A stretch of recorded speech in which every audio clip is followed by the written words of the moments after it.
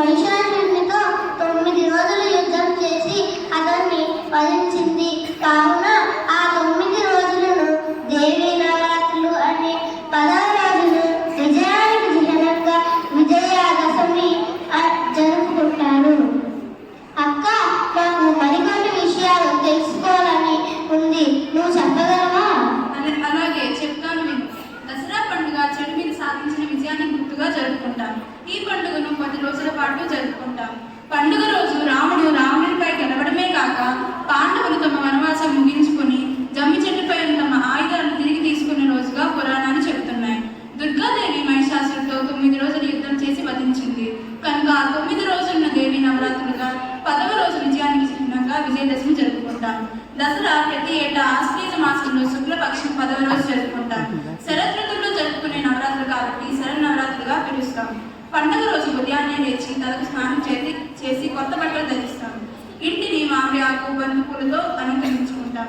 పండుగ రోజు గుడికి వెళ్ళి అమ్మవారిని దర్శించుకొని జమ్మి చెట్టుకు పూజ చేసి జమ్మి ఆకులను బంధుమిత్రులతో మార్చుకుంటాం. పండుగ రోజు పాలపిట్టను చూడటం అదృష్టంగా భావిస్తారు. పండుగ రోజు సాయంత్రం రావణుని దిష్టిబొమ్మను దగ్ధం చేసి పిల్లలు బాణాసంచా కాలుస్తారు. పండుగ నవరాత్రుల చివరి రోజు అమ్మవారిని అనుపుతారు.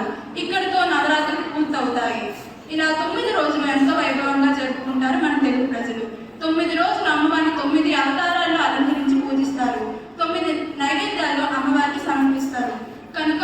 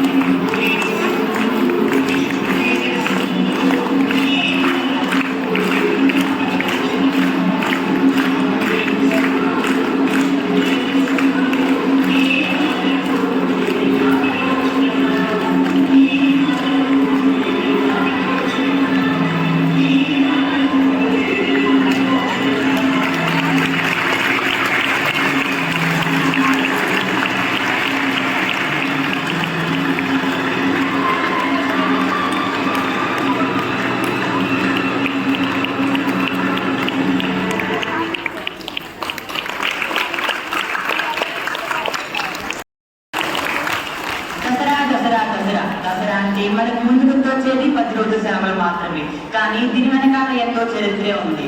మన భారతదేశంలో హిందువులు జరుపుకునే పండుగల్లో దసరా పండుగ ఎంతో ముఖ్యమైనది మరియు ప్రాముఖ్యమైనది.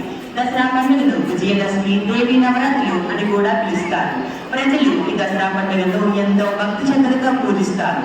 దసరా పండుగ జరుపుకోవడానికి ఎన్నో పురాణాల రకాలు చరిత్రలు ఉండడం వలన వివిధ ప్రదేశాల్లో వివిధ రకాలుగా జరుపుకుంటారు.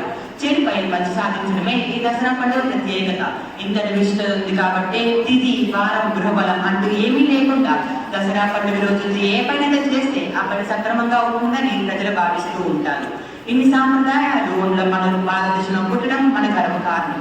చివరిగా నా మిత్రులందరికీ ఒక సలహా, ఈ దసరా పండుగను అంతా వృధా చేయకుండా, అలాగని చేయకుండా ఉండకుండా మీ ఫ్యామిలీ మెంబర్స్ తో నీట్గా దసరా జరుపుకోండి. అలాగే మీకు ఇచ్చిన పనిని సక్రమంగా చేయండి. ఈ దసరా పండుగ రోజున ఎంతో ఇష్టమైనది కాబట్టి ఎంతో భక్తి గౌరవంగా జరుపుకోండి. చివరిగా ఏమనగా, విజయదశమి సందర్భంగా, విజయదశమి అంటే విజయాన్ని మీకు అందజేస్తూ సంతోషాలు ఇస్తుందని మనస్ఫూర్తిగా కోరుకుంటున్నా. అందరికీ విజయదశమి శుభాకాంక్షలు.